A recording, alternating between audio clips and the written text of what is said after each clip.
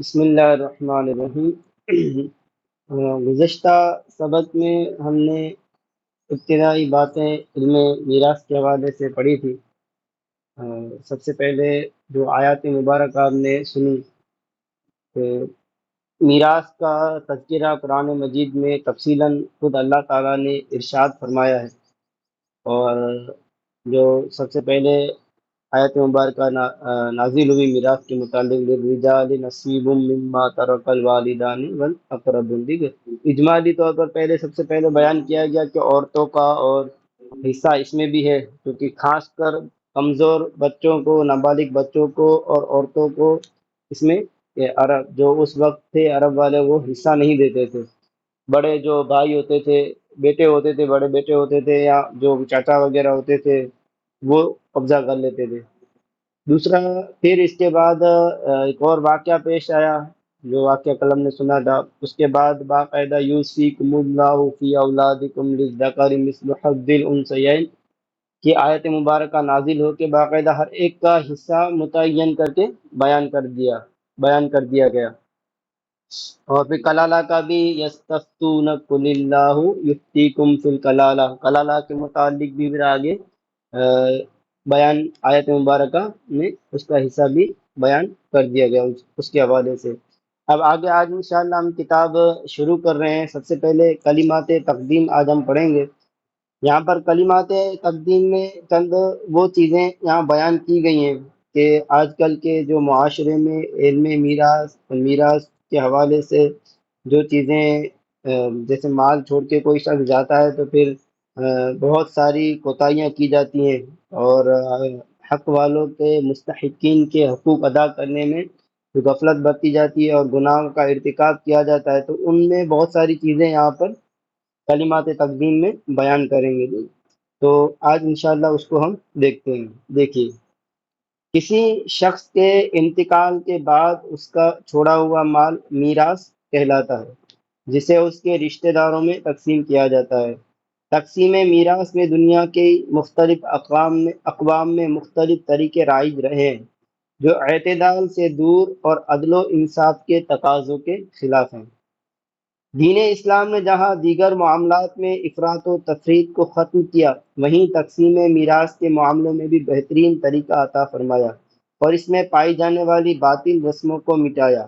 عورتوں، یتیموں اور کمزوروں پر ہونے والے ظلم و ستر اور جور و جفا کو اٹھایا، اور ہر قسم کی خیانت، حق تلفی اور بددیانتی کو ختم فرمایا۔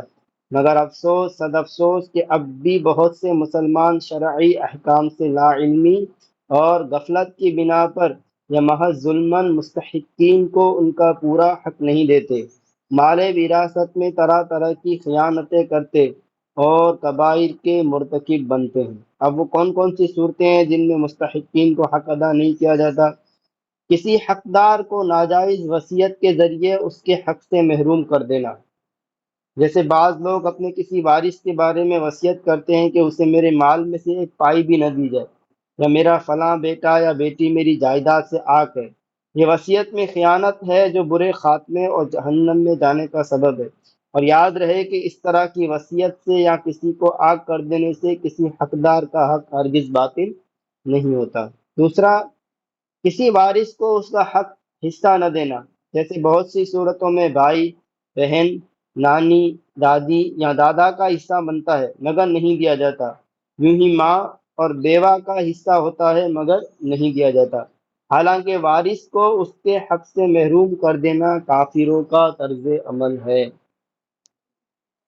تیسری بات بیان کر رہے ہیں کہ دوسروں کے مال وراثت پر ناجائز قبضہ جما لینا، یہ مال حرام حاصل کرنا اور مال حرام کھانا ہے، جو سخت کبیرہ گناہ اور جہنم میں لے جانے والا کام ہے۔ چوتھا، بالخصوص یتیم اور نابالغ وارثوں کا مال کھا لینا، جو گناہ کبیرہ اور سخت حرام ہے، جس پر قرآن کریم نے بھڑکتی آگ کی وعید سنائی ہے، والعیاذ باللہ۔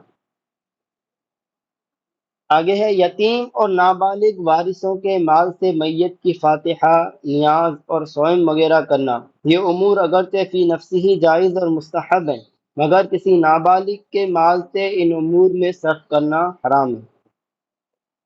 بیٹیوں، بہنوں اور بیواؤں کو ان کا حق نہ دینا یا زور دے کر ان سے حصہ معاف کروا لینا، خاص طور پر جبکہ بیٹی یا بہن شادی شدہ ہو یا بیوہ دوسرا نکاح کر لے، یہ بھی ناجائز و حرام ہے۔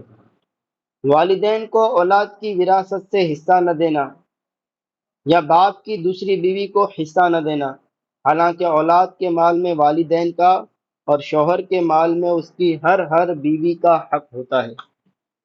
زندگی ہی میں والدین سے جائیداد کی تقسیم کا جبری مطالبہ کرنا، یہ بھی ناجائز ہے کہ یہ والدین کی دل آزاری کا سبب ہے جو ناجائز و گناہ ہے۔ البتہ اگر کوئی شخص اپنی زندگی میں اپنا مال اپنی اولاد کو دینا چاہے تو سب بیٹوں بیٹیوں کو برابر دینا افضل ہے، اور اگر اولاد میں کوئی علم دین سیکھنے یا دینی خدمت میں مشغول ہے تو اسے دوسروں سے زیادہ دے سکتا ہے۔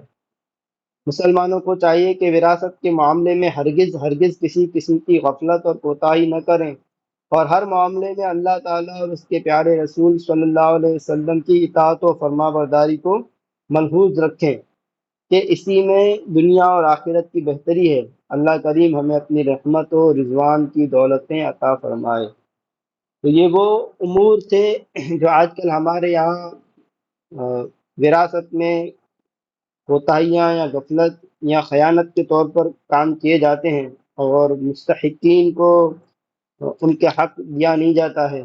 تو آپ نے بھی دیکھا ہے کہ، اور آپ اپنے یہاں پر بھی دیکھتے ہوں گے کہ ایسی چیزیں ہمارے یہاں بھی رائج ہیں کہ بہت سارے معاملات میں حق والوں کو ان کا حق ادا نہیں کیا جاتا۔